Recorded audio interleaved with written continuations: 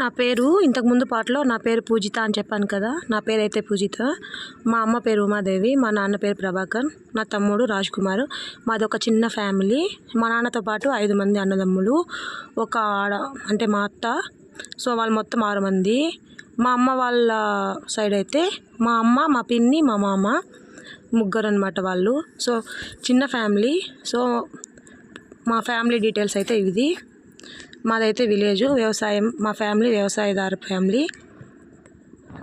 మా ఎడ్యుకేషన్ అంతా మా ఊర్లోనే గవర్నమెంట్ స్కూల్ ఉంది. సో గవర్నమెంట్ స్కూల్లోనే కంప్లీట్ అయింది. నా తమ్ముడు అయితే ప్రైవేట్లో చదివించారు. మేము చదివినప్పుడైతే వ్యాన్ ఫెసిలిటీ లేదనేసి అప్పుడు మా ఊర్లో ఉన్న స్కూల్కి వెళ్ళేదాన్ని నేను.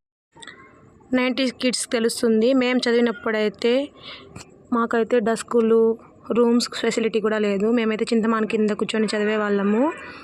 మాకైతే 6 సబ్జెక్టులకి ఇద్దరు టీచర్లు ఉండేవాళ్ళు అన్నమాట.